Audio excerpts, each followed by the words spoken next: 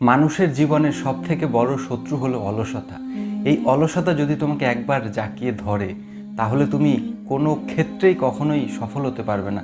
পড়াশোনা বলো, নিজের প্রত্যহিক জীবনযাপন বলো, কর্মক্ষেত্র বলো, যে কোনো ক্ষেত্রে একটা ব্যক্তিকে যখন অলসতা ধরবে না, তার জীবন পুরো শেষ করে ফেলবে।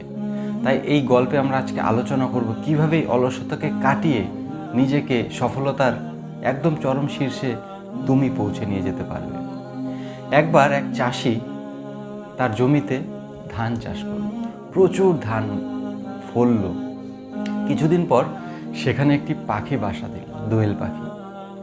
যখন ধানগুলো একটু বড় হয়ে গেল, পাকতে শুরু করলো, তখন সেই দোয়েল পাখির কিছু বাচ্চা ফুটলো, 3-4টে বাচ্চা, সুন্দর। এইভাবে কয়েকদিন যাওয়ার পর যখন তাদের একটু একটু পাখনা গজাতে শুরু করেছে, সেই দোয়েল পাখিটি সারাদিন খাদ্য সংগ্রহের পর যখন বিকেলবেলা তার বাসায় ফিরল, দেখতে পেল তার বাচ্চারা প্রচণ্ড ভয় পেয়ে রয়েছে। তাদের জিজ্ঞাসা করলো কী হয়েছে। তখন সেই বাচ্চারা বলল যে আজকে চাষি এসেছিল এবং তার ছেলেকে বলছিল কালকে তুমি এসে ফসলগুলো কাটবে, কারণ ফসলগুলো ততদিনে পেকে গেছিল। তখন তার মা বলল যে চিন্তা করো না, কিচ্ছু হবে না, কালকে চাষির ধান কাটতে আসবে না। পরের দিন সকালে ঠিক তাই ঘটল, কেউ ধান কাটতে আসলো না। এভাবে বেশ কয়েকদিন চলে গেল এবং কয়েকদিন পর দোয়েল পাখি আবার যখন বাসায় ফিরল, একই ঘটনা দেখতে পেলো, তার বাচ্চারা প্রচণ্ড ভয় পেয়ে রয়েছে। জিজ্ঞাসা করলো যে কি হয়েছে। তখন বললো যে আজকে চাষি আবার এসেছিল এবং কিছু মজদুর সাথে নিয়ে এসেছিল, তাদেরকে দেখিয়ে বললো যে এই ধানগুলো কাটতে হবে, তোমরা লোক জোগাড় করো, এগুলোকে যত শীঘ্র সম্ভব পারলে কালকে থেকে কাটা শুরু করো। সেই দোয়েল পাখিটি আবার হাসলো এবং বলল তোমরা ভয় পেও না, কিচ্ছু হবে না, তারা কালকেও আসবে না, তোমরা নিশ্চিন্তে ঘুমিয়ে পড়ো। তারা মায়ের কথা শুনে নিশ্চিন্তে ঘুমিয়ে পড়লো। অবাক কাণ্ড, পরের দিন কেউ আসলো না, সত্যি সত্যি ধান কাটতে। বাচ্চারা অবাক হয়ে গেল, মা যা বলছে তাই হচ্ছে কেন। তার মাকে জিজ্ঞাসা করলো, মা বলল সঠিক সময় হোক আমি তোমাদের অবশ্যই বলবো, আমি কি করে বলে দিচ্ছি তারা আসছে না কেন। এভাবে বেশ কয়েকদিন যাওয়ার পর ততদিনে সেই বাচ্চাগুলো সম্পূর্ণ উঠতে শিখে গেছিল। পাখি যখন আসলো দেখতে পেলো তার বাচ্চারা ভয় পেয়ে রয়েছে, জড়সড়ো হয়ে সবাই একসাথে রয়েছে। বললো কি হয়েছে। বললো মা আজকে কিন্তু সেই চাষি আবার এসেছিল এবং তার ছেলেকে বলছিল যে তোদের ওপরে আমি ভরসা করেছি, তোরা কেউ আমার কাজ করিসনি, কালকে আমি নিজে আসবো কাটতে। তখন সেই পাখিটি বলল চলো আমরা এখান থেকে চলে যাব, আমরা অন্য জায়গায় চলে যাব। তখন বাচ্চারা বললো যে এতদিন তারা যখন প্রতিদিন আসতো এবং বলতো যে কালকে ধান কাটবো, তুমি নিশ্চিন্তে আমাদের থাকতে বলতে আজকে কেন বলছো যে চলে যাব, তুমি কি করে শিওর হচ্ছ যে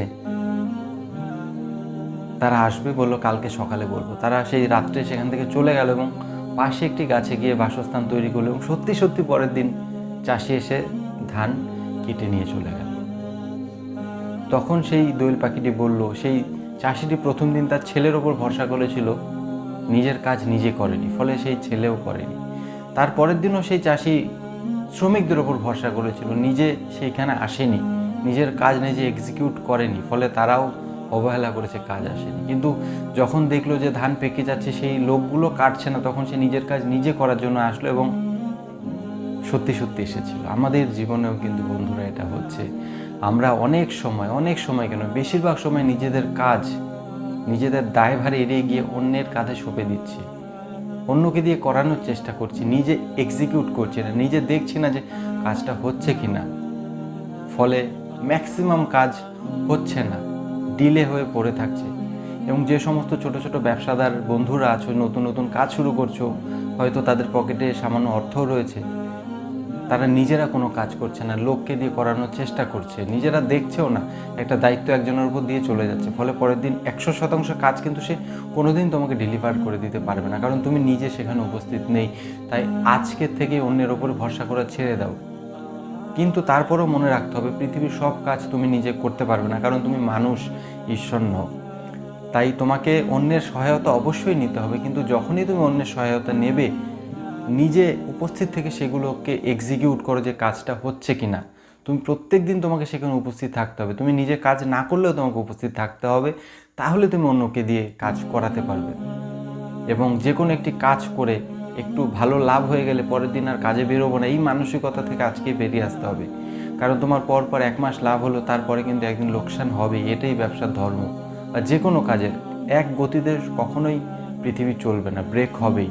তাই ব্রেকের সময় তুমি যদি টিকে থাকতে চাও বা টিকে থাকতে পারো, তাহলেই তুমি কিন্তু সফল হবে, গন্তব্যস্থলে পৌঁছতে পারবে।